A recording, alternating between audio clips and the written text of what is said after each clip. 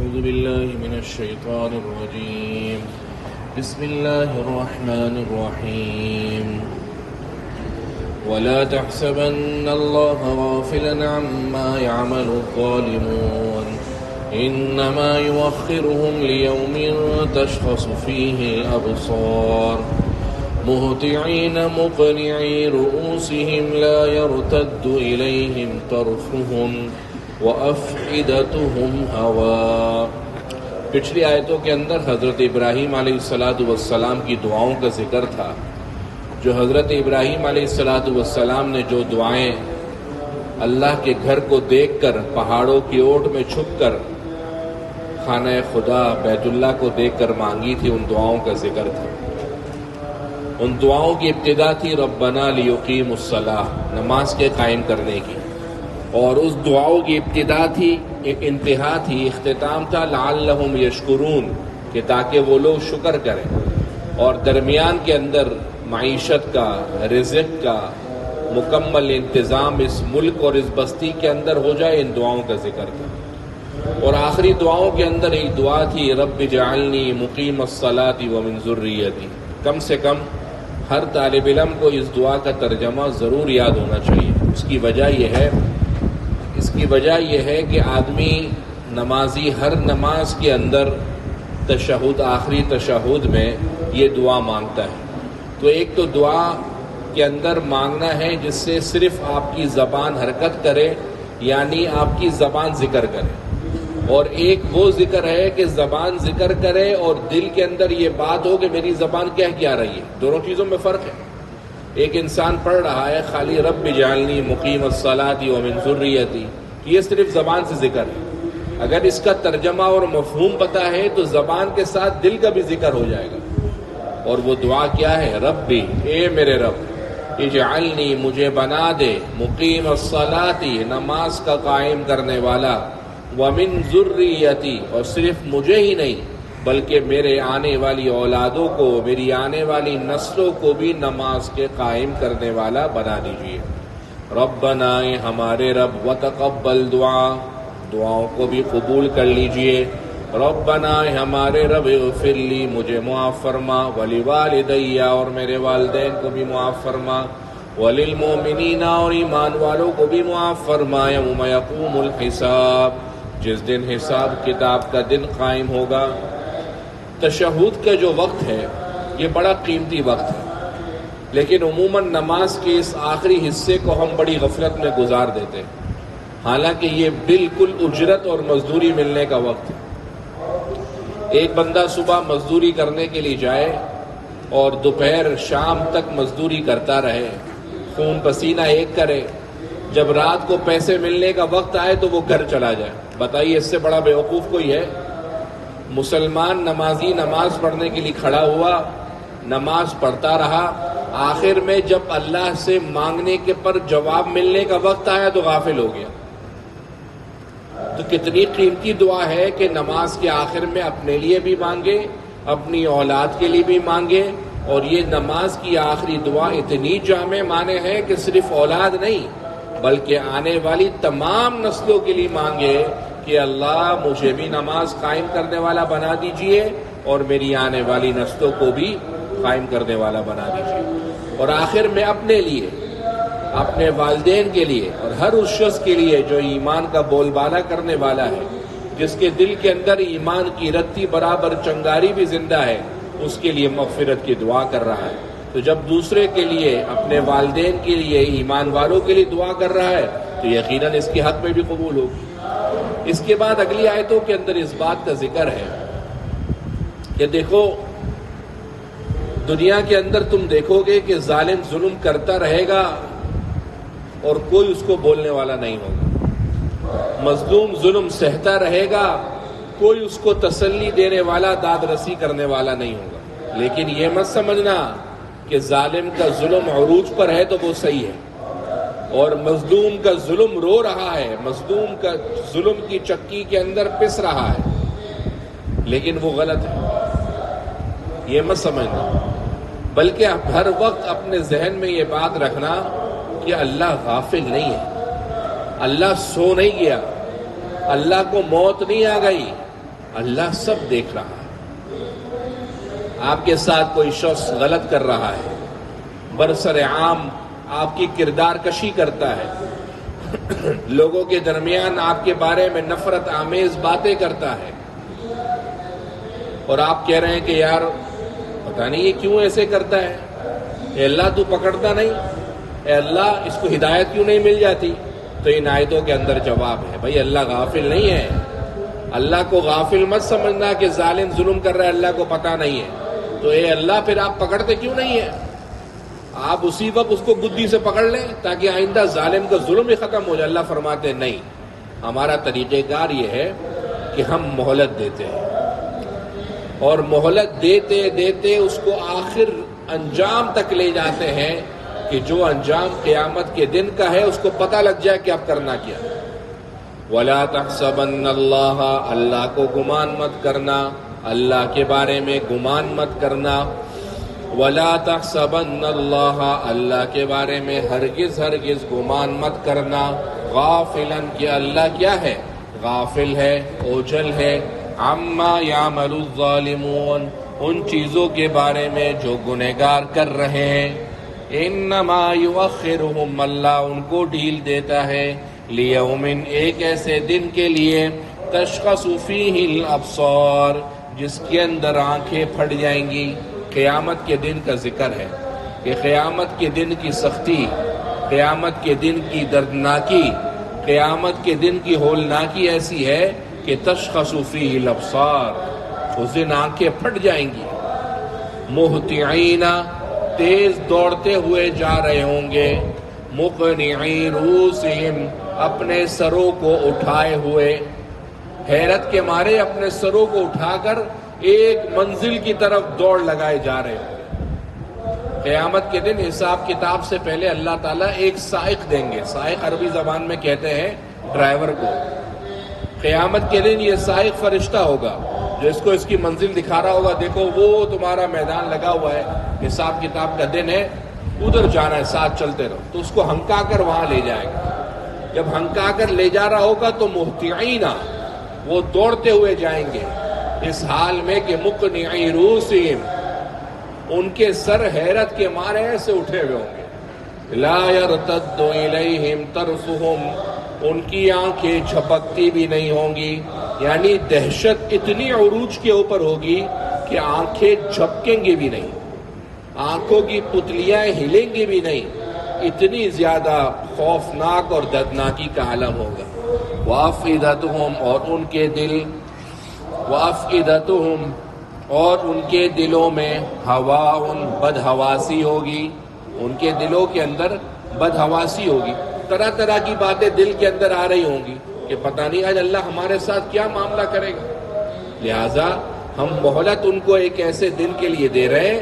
تم یہ مت سمجھنا کہ جو مہلت مل رہی ہے یہ اللہ غافل ہو گیا ہے. اللہ غافل نہیں ہے، اللہ ڈھیل دے رہا ہے، لیکن جب پکڑے گا تو ایسا پکڑے گا کہ ان کو جڑ سے کاٹ ڈالے گا. وَلَا تَحْسَبَنَّ اللَّهَ، اللہ کو ہرگز گمان نہ کرنا، غافلاً غافل. عَمَّا يَعْمَلُ الظَّالِمُونَ، جو کچھ یہ گنہگار کر رہے ہیں. انما یؤخرہم، اللہ تعالیٰ ان کو ڈھیل دیتا ہے. لیوم، ایک ایسے دن کے لیے. تشخص فیہ الابصار، جس دن آنکھیں پھٹ جائیں گی. مہطعین، دوڑتے ہوئے جا رہے ہوں گے. مقنعی رؤوسہم، ان کے سر اٹھے ہوئے ہوں گے. لا یرتد الیہم طرفہم، کہ ان کی آنکھیں اس کے اندر جھپکتی نہیں ہوں گی. وافئدتہم ہواء، اور ان کے دل اس دن حواس باختہ ہوں گے. ان کے دلوں میں اس دن کیا ہوگی؟ بدحواسی ہوگی. وَأَنذِرِ النَّاسَ، اور اے نبی آپ لوگوں کو ڈرائیے. یوم، اس دن سے. یاتیہم العذاب، جس دن ان کے پاس عذاب آئے گا. فَيَقُولُوا، کہیں گے وہ لوگ، الَّذِينَ ظَلَمُوا، جنہوں نے گناہ کیے. رَبَّنَا، اے ہمارے رب. اخرنا، ہمیں مہلت دیجئے. اِلَىٰ أَجَلٍ قَرِيبٍ، تھوڑی مہلت کی طرف. نُجِبْ دَعْوَتَكَ، ہم تیری بات کا جواب دیں گے، ہم تیری پکار کا جواب دیں گے. وَنَتَّبِعُ الرُّسُلَ، اور تیرے رسولوں کی پیروی کریں گے. یعنی اے نبی ان لوگوں کو اس دن سے ڈرائیے جس دن جب ان کے پاس عذاب آئے گا تو یہ گنہگار کہیں گے اللہ تھوڑی سی مہلت دے دے، اتنی مہلت دے دے کہ ہم آئندہ دنیا کے اندر جائیں گے اور دنیا کے اندر جا کر تیری بات بھی مانیں گے، تیرے رسولوں کے لائے ہوئے پیغام کی اتباع بھی کریں گے۔ وَأَنذِرِ النَّاسَ، اے نبی آپ ڈرائیے لوگوں کو، يَوْمَ يَأْتِيهِمُ الْعَذَابُ، جس دن ان کے پاس عذاب آئے گا، فَيَقُولُ الَّذِينَ ظَلَمُوا، کہیں گے وہ لوگ جنہوں نے گناہ کیے، رَبَّنَا، اے ہمارے رب، اخرنا، ہمیں مہلت دیجئے، الی اجل قریب، تھوڑی مدت کی طرف، نجب دعوتک، ہم تیری پکار کا جواب دیں گے، ونتبع الرسل، اور رسولوں کی پیروی کریں گے۔ اللہ فرمائیں گے کیا ہم نے تم کو اتنی مہلت نہیں دی تھی؟ اور جب تم دنیا کے اندر تھے تو تم دنیا کے اندر قسمیں نہیں کھاتے تھے کہ تم کو یہاں سے ہلنا نہیں ہے، یہ دنیا ختم نہیں ہوں گی؟ یاد کرو، اولم تکونوا اقسمتم من قبل، کیا تم اس سے پہلے قسمیں نہیں کھاتے تھے؟ کیا قسمیں؟ ما لکم من زوال، تم کو دنیا سے ہٹنا نہیں ہے، تم کو دنیا سے جانا نہیں ہے۔ یعنی وہ کہتے تھے قسمیں کھا کھا کر کہ بھائی ہم تو مر جائیں گے، مرنے کے بعد ختم، ریزہ ریزہ ہو جائیں گے، کوئی اٹھنا دوبارہ نہیں ہے، کوئی اللہ کو جواب دہی نہیں ہے۔ اللہ فرمائیں گے کہ کیا تم دنیا کے اندر قسمیں نہیں کھاتے تھے کہ تم کو اس دنیا سے جانا نہیں ہے؟ اولم تکونوا اقسمتم من قبل، کیا تم لوگ اس سے پہلے قسمیں نہیں کھاتے تھے؟ ما لکم من زوال، کہ تم کو دنیا سے جانا نہیں ہے۔ وسکنتم، اور تم رہے، فی مساکن، ان گھروں کے اندر، الذین ظلموا انفسہم، جن لوگوں نے اپنے آپ پر ظلم کیا، وتبین لکم، اور تمہارے لیے یہ بات واضح ہو چکی، کیف فعلنا بہم، کہ ہم نے ان کے ساتھ کیا سلوک کیا، وضربنا لکم الامثال، اور ہم نے تم کو مثالیں بھی بیان کری۔ یعنی تم تو ان گھروں کے اندر آنا جانا تمہارا لگا رہا، وہ لوگ جنہوں نے اپنے آپ پر ظلم کیا، جنہوں نے گناہ کیے، جنہوں نے کفر کیا، تم تو وہاں رہتے رہے تھے، اور تم کو یہ بات پتا تھی کہ یہاں پر ہم نے ان کے ساتھ کیا سلوک کیا۔ کیا تمہارا گزر سمود کی بستیوں پر نہیں ہوتا؟ جب تم شام کی طرف جاتے ہو تو وہ بستیاں درمیان میں نہیں آتی جن پر ہم نے عذاب برسایا تھا؟ تم تو وہاں رہتے رہے ہو، اور تم کو یہ بات پتا ہے کہ ہم نے ان کے ساتھ کیا سلوک کیا۔ اور وَضَرَبْنَا لَكُمُ الْأَمْثَالَ، ہم نے تم کو مثالیں بھی بیان کری، قوم عاد کی، قوم سمود کی، قوم صالح کی، فرعون کی قوم کی، سب مثالیں بیان کر کر تم کو سمجھایا، لیکن تم نہیں مانے۔ وَقَدْ مَكَرُوا مَكْرَهُمْ، انہوں نے بھی تدبیریں کری، تدبیر کرنا۔ وَقَدْ مَكَرُوا مَكْرَهُمْ، تحقیق انہوں نے تدبیر کری، ان کی تدبیر کرنا۔ وَعِندَ اللَّهِ مَكْرُهُمْ، اور اللہ ہی کے پاس ہیں ان کی تدبیریں۔ یعنی جو وہ خفیہ تدبیریں کرتے تھے تو اللہ کو ان تمام تدبیرات کا علم تھا، اور یہ مت سمجھنا کہ ان کی تدبیریں کوئی چھوٹی موٹی تھی، نہیں، ان کی تدبیریں تو ایسی تھی کہ پہاڑ بھی ہل جاتے ہیں، ان کی سازشیں ایسی تھی کہ پہاڑ بھی ہل جاتے ہیں، لیکن اللہ کی تدبیر کے آگے سب صفر۔ وَقَدْ مَكَرُوا مَكْرَهُمْ، تحقیق انہوں نے تدبیریں کری، سازشیں کری، مکر کیا۔ وَعِندَ اللَّهِ مَكْرُهُمْ، اور اللہ ہی کے پاس ہے ان کی تدبیریں۔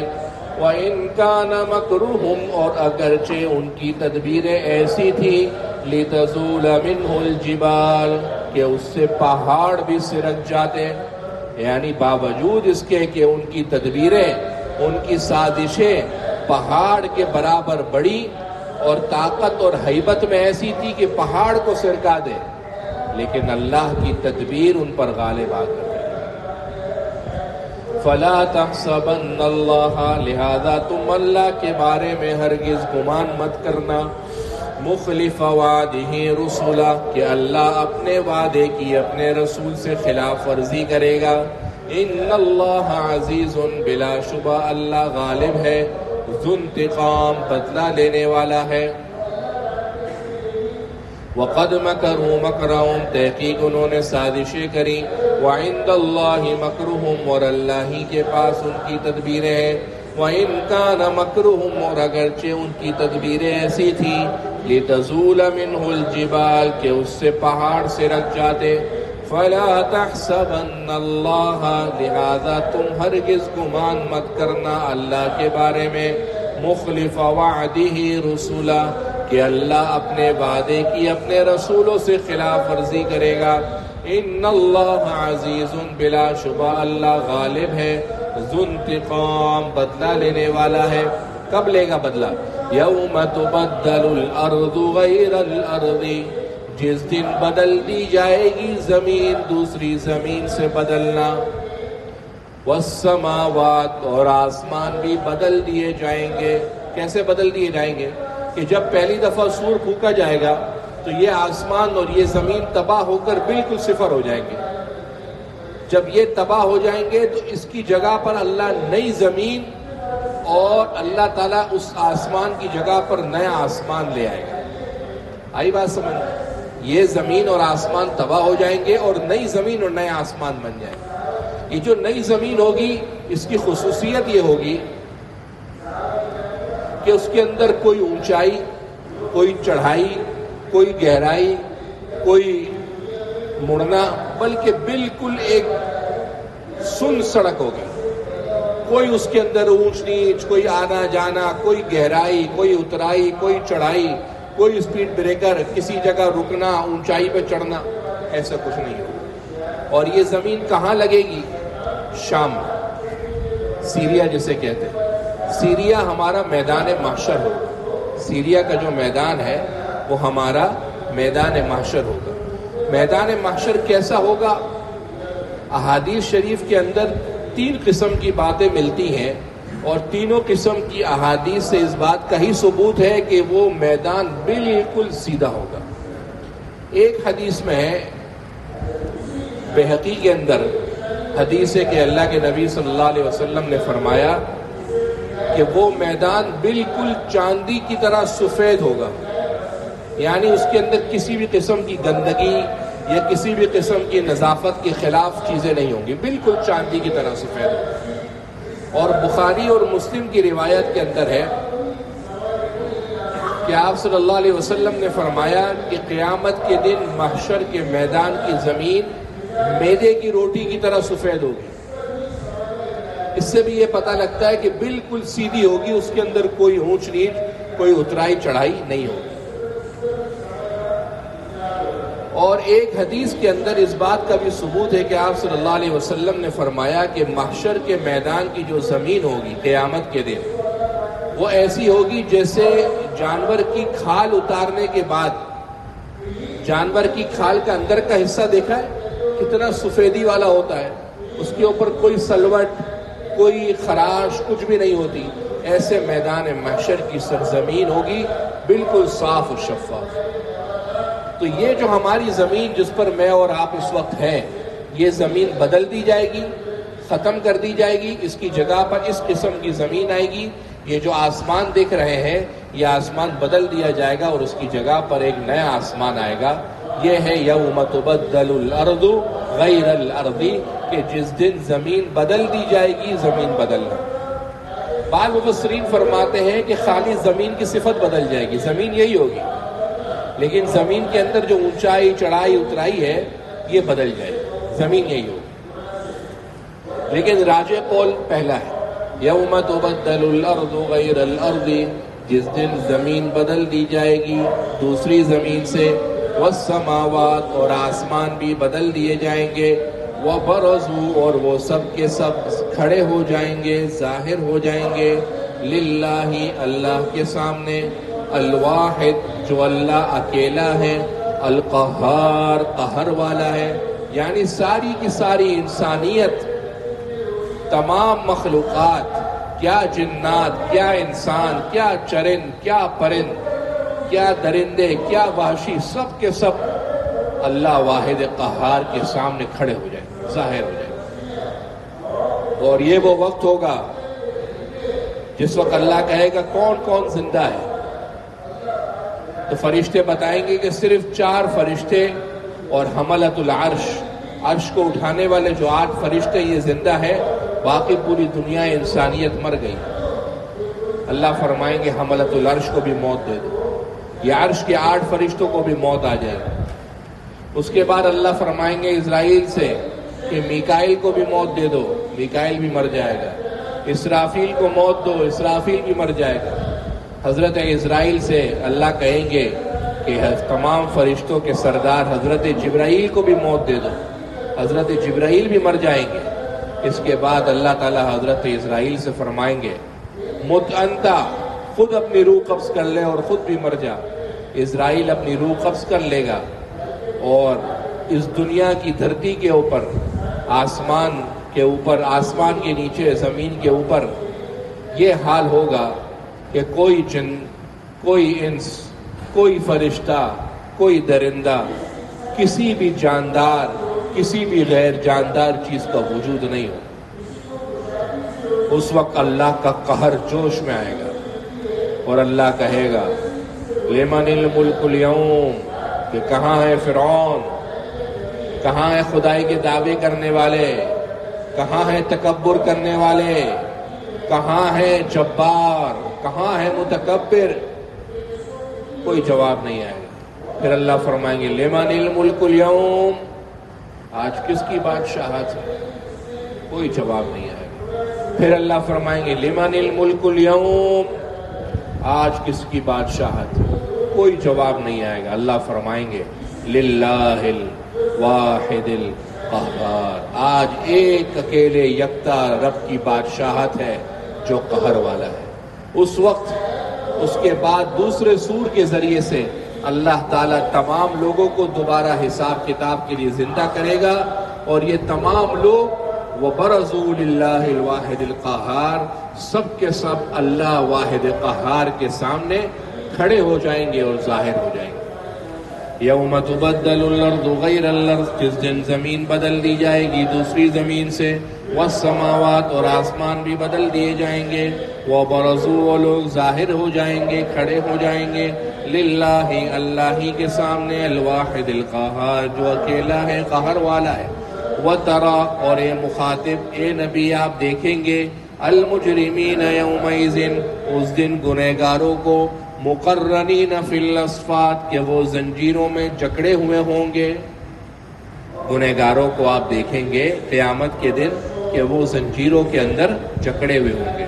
سرابیلہم من قطران، ان کا کرتا، سرابیل ان کا کرتا، من قطران، گندک کا ہوگا، گندک یعنی تارکول، جو آتشگیر مادہ ہوتا ہے، مجرموں کا لباس اس دن انہوں نے آتشگیر مادے والا، تارکول والا پہنا ہوگا کہ جس کو آگ جلدی اپنی طرف کھینچ کر چلا دے۔ سرابیلہم، ان کا کرتا، من قطران، گندک کا ہوگا، قاف نون دال ہا کا، گندک۔ وتغشا وجوہہم النار، اور جلتے جلتے ان کے چہروں کو بھی آگ ڈھانپ لے گی۔ سب سے معزز عضو انسان کا کیا ہے؟ اس کا چہرہ، اور قیامت کے دن اتنا جلائے گا، یہ آگ اتنی جلائے گی کہ ان کے چہروں کو بھی قیامت کے دن آگ ڈھانپ لے گی۔ لیجزی اللہ، تاکہ اللہ بدلہ دے، کل نفس، ہر شخص کو، ما کسبت، جو کچھ اس نے دنیا میں کیا، ان اللہ سریع الحساب، یہ مت سمجھنا اتنی بڑی انسانیت ہے، اللہ اس کا حساب کتاب اتنا دیر سے لے گا، کیسے لے گا، کتنا وقت لگے گا؟ تو بلا شبہ اللہ حساب کتاب جلدی لینے والا ہے۔ اللہ تعالیٰ قادر مطلق ہے، فوراً جلدی حساب لینے والا ہے۔ اللہ کے لیے حساب کتاب جلدی ہوگا، لیکن جن سے حساب کتاب لیا جا رہا ہوگا وہ بڑا سخت مرحلہ ہوگا، بڑا سخت مرحلہ۔ آج ایک بات بتا دیتا ہوں، اللہ کرے کہ ہم اس پر عمل کرنے والے بن جائیں اور ارادہ کریں اس پر عمل کریں گے۔ اللہ کے نبی صلی اللہ علیہ وسلم نے فرمایا 70,000 من امتی يدخلون الجنة بغیر حساب، میری امت کے 70,000 افراد جنت کے اندر بغیر حساب کے داخل ہو جائیں گے۔ کتنے؟ 70,000۔ کتنی بڑی امت ہے، 7 ارب کی آبادی تو ابھی ہے، وہ بھی آفیشل ہے۔ پٹھانوں کے بچے لگا لو تو کتنے بن جائیں گے وہ ایک الگ بات ہے، ان آفیشل تو کہاں ہے۔ اور اس کے اندر 70,000، وہ بھی ایک زمانے کے نہیں، کل ملا کر دعا کریں کہ اللہ ہم سب کا شمار اس میں فرما دے. لیکن اس کے لیے 3 شرائط بتائیں کہ ان کا اللہ پر یقین بڑا مضبوط ہوگا. خلاصہ اس شرط کا یہ ہے، الذین لا یسترقون، تعویذ گنڈا نہیں کرتے، تعویذ کو مؤثر نہیں سمجھتے، وظائف پڑھتے ہیں، کہتے ہیں اللہ حفاظت کرے گا. کوشش کیا کریں کہ تعویذ کم سے کم پہنیں. اگر تعویذ کو یہ سمجھ کر پہنتے ہیں کہ اس سے فائدہ ہوگا تو شرک. من علق تمیمۃ فقد اشرک، جس نے تعویذ لٹکایا اس نے شرک کیا. اور اگر یہ سمجھتے ہیں کہ یہ تعویذ بطور سپورٹ ہے، وظیفہ ہے، کہ اثر تو اللہ ہی ہے، اللہ ہی اثر ڈالنے والا ہے، یہ تو میں نے ایسے ہی پہنا ہے، تو صورت میں پہننا تو جائز ہے. لیکن بہتر یہ ہے کہ وہ لوگ پہنے جو بیچارے پڑھ نہیں سکتے. چھوٹے بچے ہیں، آپ ان کو دعا نہیں پڑھا سکتے، اس کو تعویذ پہنا دیں. لیکن میں تو پڑھ سکتا ہوں گھر سے نکلنے کی دعا، میں تو پڑھ سکتا ہوں حفاظت کی دعائیں، تو میرے کو تعویذ پہننے کی ضرورت نہیں. الذین لا یسترقون، اللہ پر ان کا یقین ایسا مضبوط ہوگا وہ تعویذ گنڈا نہیں کرتے ہوں. نمبر 1. نمبر 2، ولا یتطیرون، بدفالی نہیں پکڑتے ہوں گے. یار سفر المظفر کا مہینہ آ گیا ہے، سنا ہے اس مہینے کے اندر شادی نہیں کرتے، اس مہینے کے اندر نیا کاروبار کیا تو نقصان ہو جائے گا. وہ ایک صاحب پوچھنے کے لیے آئے کہ میں لمکا کھول رہا ہوں فلانی جگہ کے اوپر، تو مجھے کسی نے کہا ہے کہ بھائی سفر کا مہینہ ہے، اس کے اندر کاروبار شروع نہیں کروں، تو کیا کروں؟ تو میں نے کہا کہ بھائی کوئی ایسا مسئلہ نہیں ہے، بلکہ یہ تو ایک قسم کا شرک ہے کہ آپ اس سے بدفالی پکڑ رہے ہو. سفر کے مہینے میں ایسی کوئی نحوست تو نہیں ہے، آپ اس کو کر سکتے ہیں. کہنے لگے پکی بات ہے. میں نے کہا بھائی میری پکی بات تو نہیں ہے، تمہارے یقین کے اوپر ہے. ایسا نہیں ہو کل کو آپ کا لمکا نہ چلے، آپ میرے اوپر آ جاؤ کہ آپ لوگوں سفر کے مہینے میں شروع کیے، تو آپ کے یقین کے اوپر ہے. لیکن قرآن اور حدیث یہ بتاتی ہے کہ کوئی بدفالی نہیں ہے. گھر سے نکل رہے ہیں ملازمت کے اصول کے لیے، مفتی صاحب کالی بلی سامنے آ گئی. سنا یہ ہے کہ کالی بلی آ جائے راستہ کاٹ دے، اس کا مطلب یہ کہ آپ واپس اپنی حاجیانی کے پاس گھر چلے جاؤ، ملازمت پہ نہ جاؤ. بدفالی، بدشگونی پکڑنے، کوئی حیثیت نہیں. تو دوسری شرط لا یتطیرون، یہ لوگ بدفالی نہیں پکڑتے. اور تیسری شرط وعلی ربہم یتوکلون، کہ اپنے رب کے اوپر بھروسہ ان کا بہت مضبوط ہے، بہت مضبوط بھروسہ ہے. ان کے اوپر حالات بھی آ جائے نا تو وہ یہ سمجھتے ہیں حالات آ گئے، اللہ پر بھروسہ ہے اور اللہ نکال دے. ڈرتے نہیں ہیں وہ حالات سے، گھبراتے نہیں ہیں، مصائب سے پیچھے نہیں ہٹتے، ان کو حوادث تنگ نہیں کرتی، ان کا اللہ پر بھروسہ ایسا ہوتا ہے. وَتَرَى الْمُجْرِمِينَ، اور آپ دیکھیں گے گنہگاروں کو اس دن مقرنین فی الاصفاد، کہ وہ جکڑے ہوئے ہوں گے زنجیروں میں. سرابیلہم، ان کا کرتا ہوگا، من قطران، گندک کا، تارکول کا. وَتَغْشَى وُجُوهَهُمُ النَّارُ، اور ان کے چہروں کو آگ ڈھانپ لے گی. لِيَجْزِيَ اللَّهُ، تاکہ اللہ بدلہ دے، كُلَّ نَفْسٍ، ہر شخص کو، مَا كَسَبَتْ، جو کچھ اس نے کیا. إِنَّ اللَّهَ سَرِيعُ الْحِسَابِ، بلا شبہ اللہ حساب کتاب جلد لینے والا ہے. هَذَا بَلَاغٌ لِلنَّاسِ، یہ لوگوں کے لیے پیغام رسانی ہے، یہ لوگوں کے لیے پیغام رسانی ہے. وَلِيُنذَرُوا بِهِ، تاکہ وہ لوگ اس سے ڈریں. یہ کتاب قرآن مجید لوگوں کے لیے بطور پیغام رسانی ہے، اور اس لیے بھی کہ لِيُنذَرُوا بِهِ، تاکہ اس کتاب کے اندر جو مضامین اللہ سے خوف اور جہنم سے ڈر کے لکھے ہوئے ہیں وہ ڈرے. وَلِيَعْلَمُوا، اور تاکہ وہ جان لیں، أَنَّمَا هُوَ إِلَٰهٌ وَاحِدٌ، کہ اللہ اکیلا اور یکتا ہے. وَلِيَذَّكَّرَ أُولُو الْأَلْبَابِ، اور تاکہ نصیحت پکڑیں عقل مند لوگ. گویا قرآن مجید کی 4 باتیں بتائی گئی. نمبر 1 بلاغ للناس، لوگوں کے لیے پیغام رسانی. نمبر 2 وَلِيُنذَرُوا بِهِ، تاکہ اس سے ڈریں، اس کے پیغامات سے خوف کھائیں. نمبر 3 وَلِيَعْلَمُوا أَنَّمَا هُوَ إِلَٰهٌ وَاحِدٌ، اور اس کتاب اللہ کے ذریعے وہ لوگ جان لیں کہ اللہ اکیلا، واحد اور یکتا ہے. اور نمبر 4 وَلِيَذَّكَّرَ أُولُو الْأَلْبَابِ، اور عقل مند لوگ نصیحت حاصل کریں. یہ قرآن مجید کے واعظ و نصیحت کے طور پر عقل مند لوگ اس سے واعظ و نصیحت حاصل کرتے ہیں.